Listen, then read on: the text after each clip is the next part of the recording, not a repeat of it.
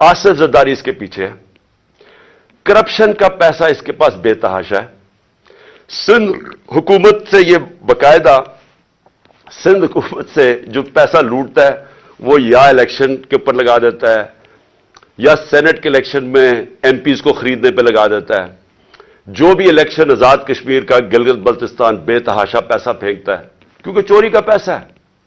یہ پیسہ اس نے لگایا ہے ایک دہشت گرد تنظیم کو، اس نے پیسہ دیا ہے، سہولت کار اس میں طاقتور ایجنسی کے لوگ ہیں جو یہ مل کے تین طرف یہ فیصلہ ہوا ہے اور انہوں نے اگلی واردات کرنی ہے۔ میں آج اپنی قوم کو بتا رہا ہوں اور میں اس لیے بتا رہا ہوں کہ میں جو نام میں نے دیے ہیں وہی نام وہ بھی آئیں گے اور آصف زرداری کے علاوہ۔ تو میں اس لیے یہ کر رہا ہوں کہ زندگی موت تو اللہ کے ہاتھ میں ہے، میں نے تو نکلنا ہے، جیسے میں ٹھیک ہوں گا میں نے تو اب الیکشن کیمپین پہ نکل جوں گا، نہیں تو ویسے کیمپین پہ نکلوں گا، لیکن میں تو بند میں نہیں ہوں گا، لیکن مجھے کچھ ہوا تو ساری قوم کو پتا ہونا چاہیے کہ کون لوگ تھے جنہوں نے یہ کروایا، تاکہ میری قوم ان کو معاف نہ کرے، یہ انجوائے نہ کر سکے اس کے بعد زندگی۔ تو میں اس لیے ان کے نام لکھیں۔ لیکن میں اور اب آخر میں جو چیز کہنا چاہتا ہوں یہ دیکھیں، اس وقت جو سب سے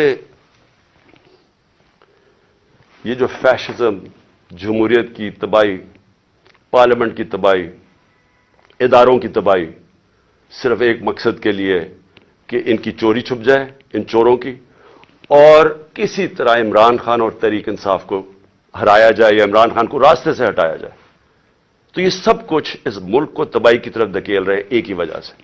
خوف یہ ہے کہ کہیں پتہ نہ چل جائے کہ جو اصل سازش کی جن لوگوں نے یہ جو سب کچھ کیا ہے، وہ اس کو بچانے کے لیے اب یہ ساری ایک غلطی کر کے بجائے وہ غلطی ٹھیک کریں، مزید اور غلطیاں ہوتی جا رہی ہیں۔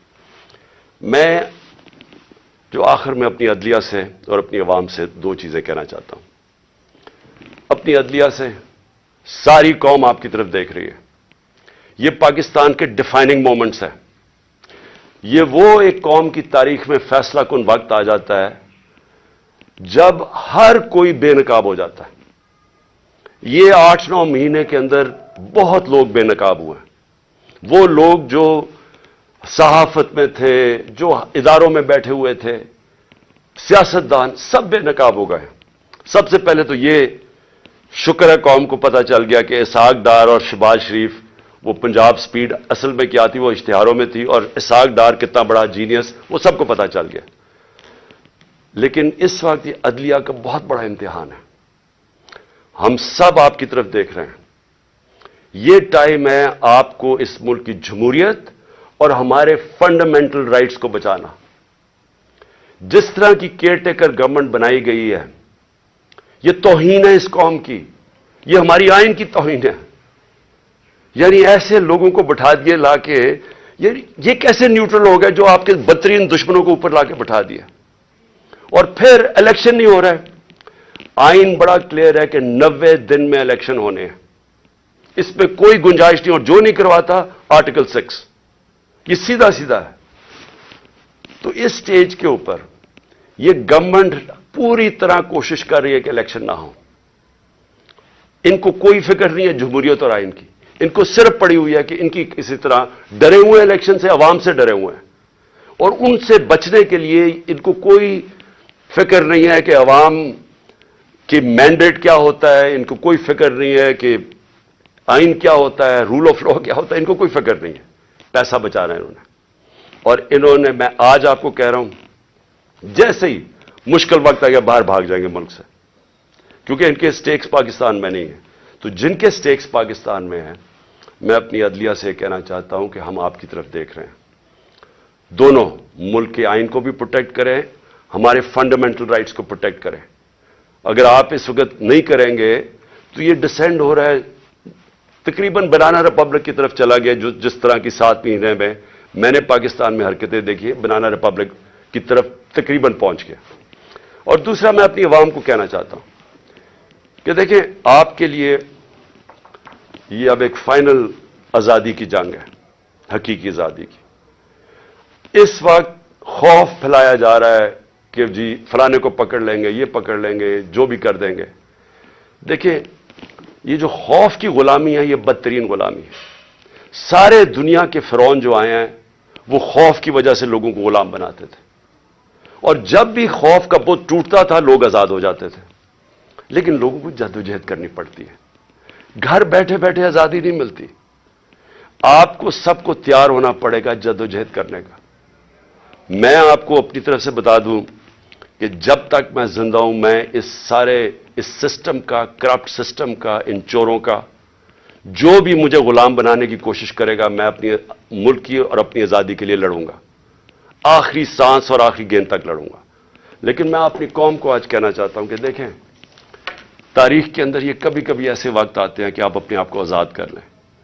آپ اگر اس کو چپ کر کے بیٹھ گئے اور جس طرح کا یہ ظلم کا نظام بنتا جا رہا ہے اور مزید ظلم بڑھتے جائیں گے, جس طرح ٹائم گزرے گا انہوں نے اور زیادہ ظلم کے ذریعے آپ کو غلام بنانا ہے. جس طرح آپ اپنی آزادی کے لیے اور اپنے حقوق کے لیے کھڑے ہوتے جائیں گے اللہ کی مدد آپ کے اوپر آئے گی.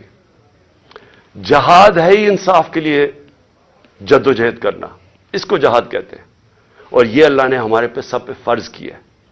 تو میں آپ سب کو آج اپیل کر رہا ہوں آپ کے لیے کہ آپ نے آنے والے دنوں میں جس طرح کہ یہ ہمیں کوشش کر رہے ہیں کہ عوام کی آواز بند کرنے کی, ہمیں غلام بنانے کی, آپ نے جدوجہد کے لیے تیار رہنا ہے. میں انشاءاللہ پھر سے آپ کو بتا دوں کہ میں اس کے لیے پوری طرح تیار ہوں. میں آخری دم تک کھڑا ہوں گا, اور آپ نے اس ملک کے مستقبل کو بچانے کے لیے آپ نے کھڑے ہونا ہے. معیشت کا آپ نے دیکھ لیا حالات, آپ نے دیکھ لیے کہ یہ جس طرح کی مہنگائی 50 سال میں ایسی مہنگائی نہیں آئی جو اب آئی ہے, اور مزید ابھی اور آگے آئے گی. اور یہ صرف یہ سمجھ رہے ہیں کہ اگر آپ کو ڈرا دھمکا دیں گے اور میڈیا کے پیسے دے کے چند لوگوں کو اپنے ساتھ ملا کے تو اس طرح بھیڑ بکریوں کی طرح آپ کو دبا دیں گے, یہ اس کے پر امید لگا کے بیٹھے ہیں. انسان کے حقوق ہوتے ہیں, جانوروں کے حقوق نہیں ہوتے. انسان اگر اپنے حقوق کے لیے نہیں کھڑا ہوتا تو وہ جنگل کا قانون بن جاتا ہے اور وہ جانوروں کا نظام آ جاتا ہے. تو مجھے امید ہے کہ میں آپ تیار رہیں. آنے والے دنوں میں اگر انہوں نے ہمارے پہ ظلم کیا ہم سب کھڑے ہوں گے, میں آپ کے ساتھ کھڑا ہوں گا. چند ہفتے, زیادہ سے زیادہ 2 ہفتے انشاءاللہ میں کھڑا ہو جاؤں گا اور میں انشاءاللہ پھر نکلوں گا. جے آئی ٹی ہے, جے آئی ٹی کو بند کر دیا. اب پروونشل جے آئی ٹی نے فائنڈنگز کی ہوئی تھی کہ ایک نہیں تھا 3 شوٹر تھے. 2 جو ڈی پی او گجرات تھا اور جو سی ٹی ڈی کا ایس ایس پی تھا, ان دونوں نے پروونس کی جے آئی ٹی کی پروونس کی پولیس نے منع کر دیا کہ جی ہم اپنے فون بھی نہیں دکھاتے جن سے انہوں نے تصویریں لی تھی, اس کا ویڈیو بنائی تھی جو شوٹر تھا ندیم.